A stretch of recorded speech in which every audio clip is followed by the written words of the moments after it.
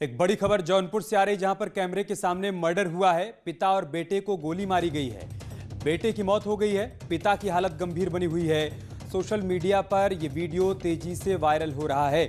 जौनपुर से बड़ी खबर हम आपको बता रहे हैं। कैमरे के सामने यहां पर मर्डर की वारदात को अंजाम दिया गया है। ये तस्वीरें आप देखिए। यहां पर पिता और बेटे को गोली मारी गई है। बेटे की मौत हो गई है बताया जा रहा है, और पिता की हालत बेहद गंभीर है। उनको अस्पताल में भर्ती करवाया गया है। किसी बात को लेकर यहाँ पर लड़ाई हो रही है। एक दूसरे पर ये लोग टूट पड़े हैं, और इसी बीच आप देखिए एक युवक जिसके हाथ में पिस्टल है वो फायरिंग करता है। पिता और बेटे पर फायरिंग करता है।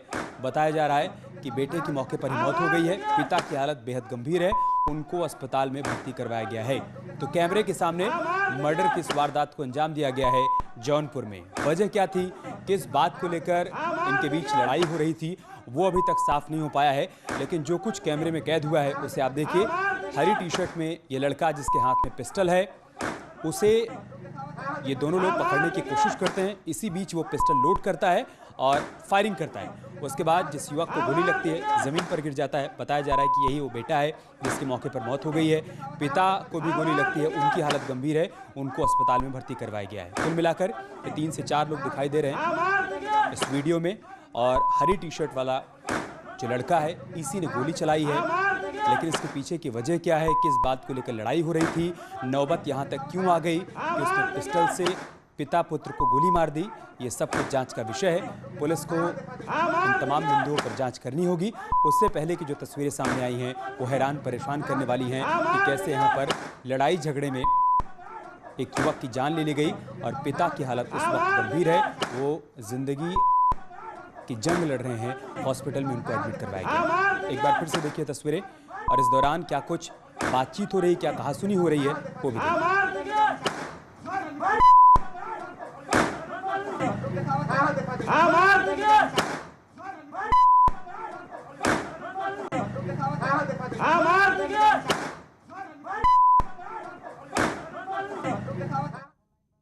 संवाददाता मनोज जौनपुर से हमारे साथ जुड़ चुके हैं। मनोज, क्या जानकारी इस वीडियो को लेकर? देखिए, जो जानकारी हमें मिली है इस वीडियो को लेकर, इस हत्या के बारे में बताया जा रहा है कि मुंबई में इन लोगों का कॉल सेंटर है। बता रहे हैं कोई प्रॉपर्टी के विवाद, पुलिस की प्राइमरी पूछताछ में ये पता चला है।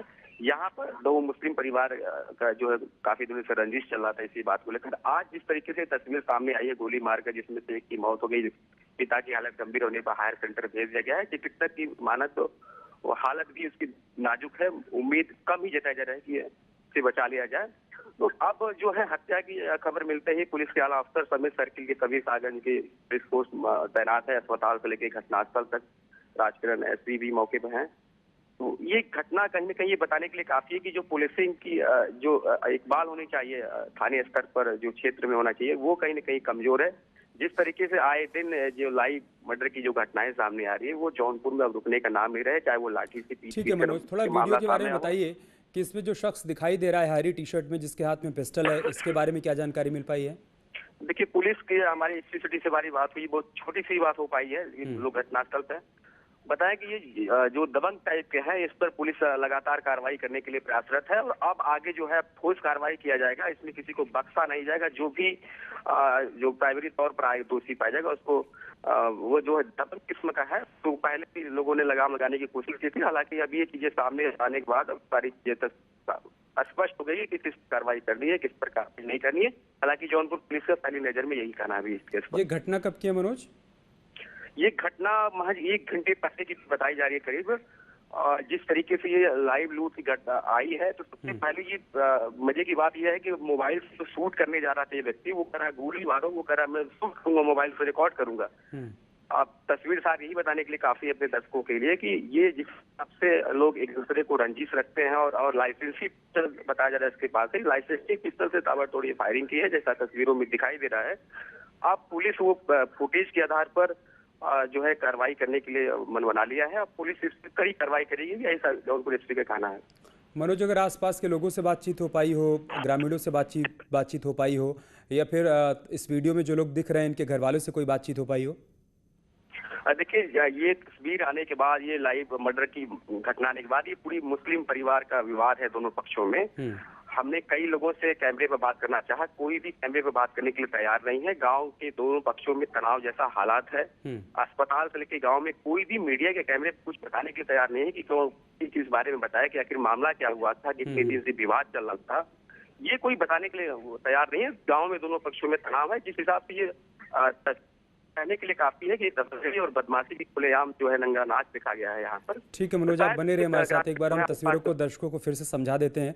जौनपुर की तस्वीरें सामने आई हैं, जहां पर आप देखिए 3 से 4 लोग आपस में भिड़े हुए हैं और हरी टी शर्ट में जो युवक आपको दिखाई पड़ रहा है उसके हाथ में पिस्टल है और जो शख्स वीडियो बना रहा है वो कह रहा है मार मार, और इसी बीच वो फायरिंग करता है और ये जो सफ़ेद टी शर्ट में लड़का है इसको गोली लगती है, मौके पर ही गिर जाता है। हमारे संवाददाता मनोज जी बता रहे हैं कि इसकी मौत हो गई है। इसके पिता की हालत गंभीर है, उनको हॉस्पिटल में भर्ती करवाया गया है। इस घटना का बैकग्राउंड क्या है वो भी आप समझ लीजिए।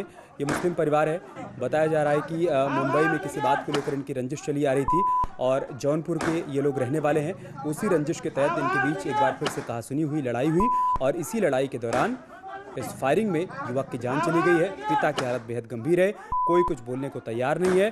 पुलिस इस वीडियो के आधार पर घटना की जांच पड़ताल कर रही है। पुलिस को और क्या कुछ जानकारी मनोज मिल पाई इस वीडियो के सामने आने के बाद?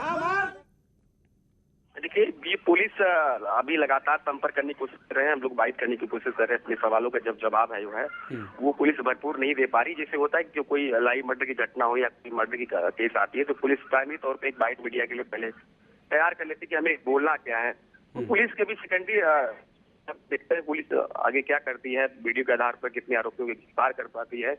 हालांकि ये तय हो गया है कि ये जो दबंग किस्म के हैं, बदमाश किस्म के जो लोग हैं, ये इससे तो लोग डरे सामने हैं, जिससे लोग मीडिया के कैमरे पे नहीं आ पा रहे हैं। तो पुलिस के आप लोग डरे हैं, लेकिन ये लोग बेखौफ हैं। मनोज, जौनपुर के किस थाना क्षेत्र की घटना है?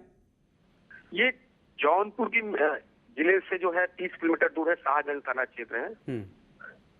शाहगंज के उसरौली गांव का ही पूरा मामला है जहां पर ये घटना हुई है।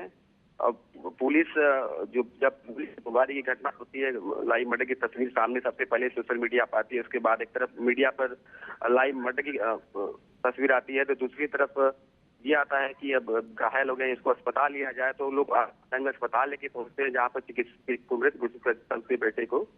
तो ये कहीं न कहीं दोनों चीजें सामने चली। पहली बार ऐसा मर्डर का सामना किया है कि पहले लाइव मर्डर की तस्वीर एक तरफ चल रही है तो दूसरी तरफ मरीज को ले जाया जा रहा है अस्पताल।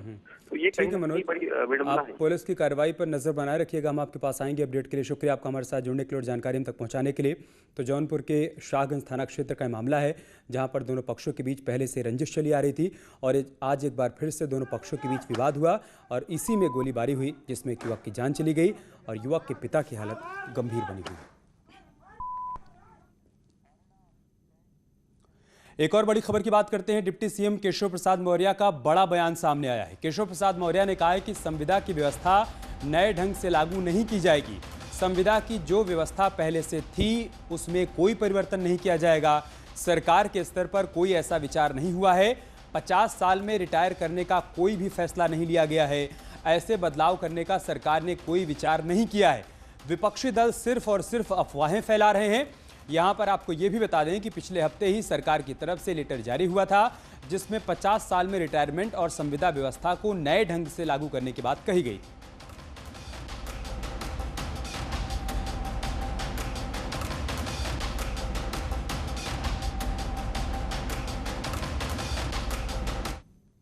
कोहराम मचा रहे हैं वो केवल अफवाह फैला रहे हैं। प्रदेश की सरकार के माध्यम से संविदा की जो पूर्ववत व्यवस्था है उसमें कोई ना परिवर्तन हुआ है, ना अभी होने वाला है, ना कोई ऐसा सरकार के स्तर पर विचार है।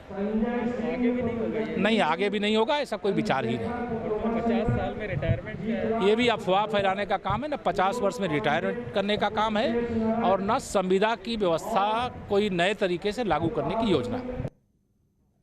सीएम योगी की दरियादिली से हर कोई वाकिफ है। जैसे ही सीएम की किसी संकट में वो किसी को देखते हैं वो खुद ब खुद उसकी मदद के लिए आगे आते हैं। अब सीएम योगी एक छात्र की मदद के लिए आगे आए हैं। सीएम योगी ने आईआईटी रुड़की के छात्र की मदद के लिए आगे कदम बढ़ाया है। सीएम योगी को जैसे इस बात की जानकारी मिली कि आईआईटी छात्र को ब्लड कैंसर है, तुरंत ही उन्होंने युवक के परिवार से संपर्क किया और 10 लाख रुपए की मदद दी है।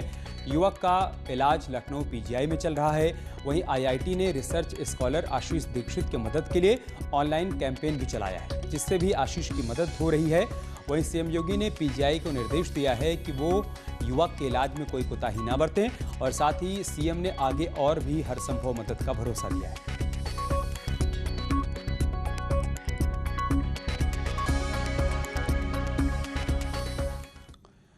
और अब खबर फर्रुखाबाद से है, जहां पर एक बच्ची का अपहरण हुआ और अपहरण की ये पूरी घटना सीसीटीवी में कैद हो गई। फर्रुखाबाद से लाइव किडनैपिंग की तस्वीरें आई हैं। बच्चे के अपहरण की सीसीटीवी तस्वीर सामने आ गई है। 4 दिन पहले बच्चे का अपहरण हुआ था। सीसीटीवी के आधार पर पुलिस ने 2 लोगों को गिरफ्तार भी किया है। गिरफ्तार किडनैपर्स में एक महिला भी शामिल है। किडनैपिंग में बच्चे की चचेरी बहन, उसका पति और दोस्त शामिल है। पुलिस ने किडनैप बच्चे को सुरक्षित छुड़ा लिया है। अपहरण की लाइव तस्वीरें वायरल हुई है। मासूम के अपहरण की सीसीटीवी तस्वीरें जो इस वक्त हम आपके साथ साझा कर रहे हैं, मीडिया पर ये तस्वीर वायरल हुई। 4 दिन पहले इस बच्चे का अपहरण हुआ था। पुलिस ने फुटेज के आधार पर महिला समेत 2 लोगों को गिरफ्तार किया है और बच्चे को सकुशल बरामद कर लिया गया है।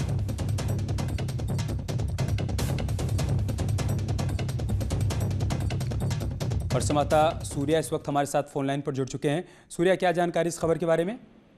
देखिए अमित, मैं बता दूं, ये पूरा मामला जो है कोतवाली क्षेत्र फतेहगढ़ का है, जहां पर ये छोटे मासूम बच्चे का अपहरण हुआ था। अपहरण के बाद में ये सीसीटीवी सामने आया, जिसमें जो था बच्चे की चचेरी बहन व उसके प्रेमी व उसके दोस्त ने मिलकर पूरी किडनैपिंग का प्लान बनाया और बच्चे को किडनैप किया। सबसे बड़ी बात है कि सीसीटीवी के आधार पर जो है पुलिस ने बच्चे को सकुशल बरामद कर लिया है।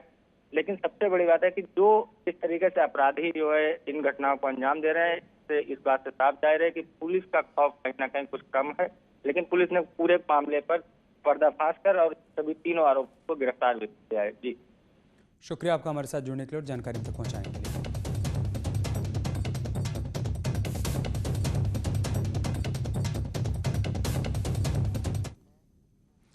यूपी में फिल्म सिटी बनाने के ऐलान के बाद फिल्म अभिनेताओं ने अपनी अपनी प्रतिक्रियाएं दी हैं। फिल्म अभिनेत्री कंगना रनौत ने इस पूरे मामले पर ट्वीट किया है और सीएम योगी की तारीफ की है। कंगना का कहना है कि फिल्म इंडस्ट्री में बड़े रिफॉर्म की ज़रूरत है और हमें एक बड़ी फिल्म इंडस्ट्री की ज़रूरत है। कंगना का यह भी कहना है कि देश को एक भारतीय फिल्म इंडस्ट्री की आवश्यकता है।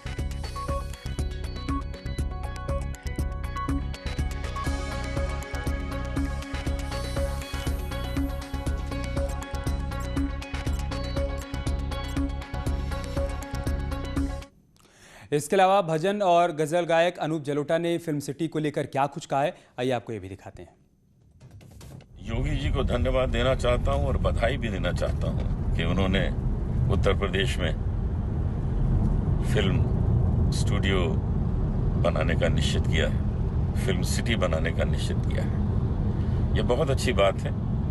उत्तर प्रदेश ने कितना ही योगदान दिया है फिल्म इंडस्ट्री में, कितने ही लोगों के कारण आज फिल्म इंडस्ट्री चमक रही है, वो उत्तर प्रदेश की ही है। तो मैं इसके लिए बहुत खुश हूं और योगी जी को इसके लिए धन्यवाद भी देता हूं, बधाई भी देता हूं। वहीं कांग्रेस के नेता सुरेंद्र राजपूत ने फिल्म सिटी के मामले को लेकर सरकार पर तंज कसा है। द्वारा पुलिस को मारा जाना, हत्या, अपहरण, लूट, डकैती, बलात्कार, इन सब की परफेक्ट कहानियां उत्तर प्रदेश में हैं और अब फिल्म सिटी भी बन जाएगी तो इन कहानियों पर फिल्में बहुत अच्छी बनेंगी। ये आंकड़ों को मैनेज में करना छोड़िए भाजपा सरकार, कम से कम धरातल पर उतरकर अच्छे काम कीजिए। उत्तर प्रदेश का युवा रोजगार मांग रहा है, आप फिल्म सिटी बनाइए तो बताइए कितने रोजगार आप देंगे। आप बाकी चीजें बनाइए तो बताइए ना कितने रोजगार देंगे। रोजगार के नाम पर जीरो, कानून व्यवस्था के नाम पर जीरो और रोज का रोज हेडलाइन मैनेजमेंट के लिए एक नया आंकड़ा और एक नई लाइन। ये उत्तर प्रदेश की योगी सरकार की नीयत है। वहीं यमुना अथॉरिटी के सीईओ अरुण वीर सिंह ने इस मामले पर क्या कुछ कहा है, वो भी देखिए। उत्तर प्रदेश में फिल्म सिटी बनाए जाने के संबंध में कई प्रस्ताव प्राप्त हुए हैं। इन प्रस्तावों के आधार पर प्रदेश के विभिन्न स्थानों यथा नोएडा, ग्रेटर नोएडा, यमुना एक्सप्रेसवे और यूपी फिल्म विकास परिषद के अध्यक्ष और मशहूर कॉमेडियन राजू श्रीवास्तव ने इस घोषणा पर अपनी अलग तरीके से प्रतिक्रिया दी है। ओ बल्ले बल्ले बल्ले दोस्तों, आज मैं बहुत खुश हूँ। सबसे पहले मैं धन्यवाद दूंगा उत्तर प्रदेश के यशस्वी मुख्यमंत्री योगी जी का कि उन्होंने हमारी मांग को स्वीकार कर लिया। हम बहुत समय से चाहते थे कि उत्तर प्रदेश में फिल्म सिटी बने और वो सपना अब साकार होने जा रहा है, क्योंकि हमारे मुख्यमंत्री जी रोजगार सृजन के लिए बहुत गंभीर है। और अगर उत्तर प्रदेश में फिल्म सिटी बनती है, समझ लीजिए डायरेक्ट और इनडायरेक्ट कम से कम इसमें 1 लाख लोगों को रोजगार मिलेगा। और बड़ा अच्छा लगेगा जब हमारे लोग यहीं पर काम करेंगे, अपने प्रदेश में काम करेंगे। हमारे कलाकार, हमारे प्रोड्यूसर, टेक्नीशियन, म्यूजिशियंस, सिंगर्स, ये मुंबई में जाके इनको भटकना पड़ता है, भूखे रहना पड़ता है अपना घर छोड़ के। तो अब उत्तर प्रदेश में इनको काम मिल जाए, हमारा सपना साकार हो रहा है। और यही वो वक्त है जब हम बॉलीवुड को उत्तर प्रदेश में ले आए। दरअसल मुख्यमंत्री ने बड़ा ऐलान किया है। सीएम योगी ने कहा है कि हम नोएडा में देश की सबसे बड़ी और सबसे खूबसूरत फिल्म सिटी बनाएंगे। Film city Noida, greater Noida में हो सकती है। मुख्यमंत्री ने अधिकारियों को कार्य योजना तैयार करने के निर्देश भी दे दिए हैं। सीएम योगी आदित्यनाथ ने नोएडा, ग्रेटर नोएडा और यमुना एक्सप्रेसवे औद्योगिक विकास प्राधिकरण में से किसी एक प्राधिकरण में फिल्म सिटी के निर्माण के लिए जमीन की व्यवस्था करने का निर्देश दिया है। उन्होंने कहा है कि ये फिल्म सिटी फिल्म निर्माताओं को एक बेहतर विकल्प उपलब्ध करवाएगी और साथ ही रोजगार के लिहाज से उपयोगी भी साबित होगी। इस दिशा में भूमि के विकल्पों के साथ ही कार्य योजना तैयार करने के निर्देश सीएम की तरफ से दिए गए हैं।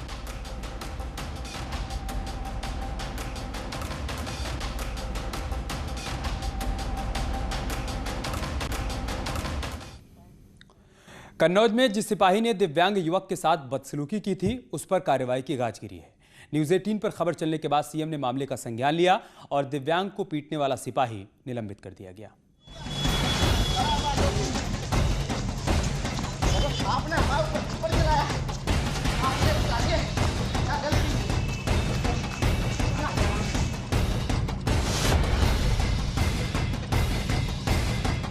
कन्नौज में दिव्यांग व्यक्ति को पीटना और उससे बदसलूकी करना एक सिपाही को भारी पड़ गया। न्यूज़ 18 पर खबर चलने के बाद सीएम ने मामले का संज्ञान लिया और तस्वीरों में दिख रहा ये सिपाही निलंबित हो गया।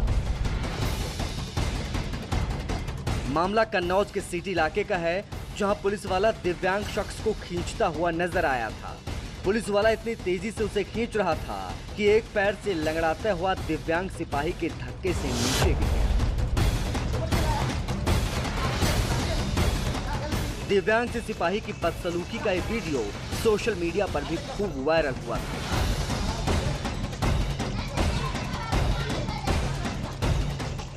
इस दौरान दिव्यांग की पत्नी भी वहां आ जाती है। उसने पुलिस वालों से विनती की कि इस तरह से उसे न घसीटा जाए, लेकिन पुलिस वाला नहीं माना, उसे खींचता रहा। दिव्यांग शख्स की पत्नी प्रेग्नेंट है। जब उसके पति को पुलिस वाला घसीट कर थाने ले जा रहा था तो वो भी पीछे पीछे आ गई। मैं गरीब हूँ तो मैं इज्जत कमाता हूँ तो मेरी बेइज्जती रहे। दिव्यांग शख्स कन्नौज में ई रिक्शा चलाता है। कल शाम वो सवारियां बैठा रहा था, तभी उसकी वजह से पीछे कुछ मिनटों के लिए ट्रैफिक जाम हो गया और इसी बात से नाराज सिपाही ने उसकी पिटाई कर दी। दिव्यांग व्यक्ति सुदीप एक ई रिक्शा चालक है और आज इंदरगढ़ चौराहा सौरिक में उसका विवाद हो गया। वहाँ पे ड्यूटी पे आरक्षी किरण पाल था, उससे जानकारी की गई है घटना के बारे में। तो ये बताया गया है कि ये बीच चौराहे पर ई रिक्शा रोक करके और सवारी बैठा रहे थे। टोकने पर उसने आरक्षी को गाली दे दी। उसके बाद आरक्षी भड़क गया, उसने फिर उसको धक्का दिया। घटना के बाद से कन्नौज के एसपी ने आरोपी पुलिस वालों को तुरंत पुलिस लाइन बुलाया और मामले की जांच सीओ को सौंप दी। फिलहाल आरोपी पुलिसकर्मी को निलंबित कर दिया गया है। Bureau report, news 18। यार रुक रहे एक छोटे से ब्रेक के लिए, जल्द लौटेंगे कुछ और खबरों के साथ।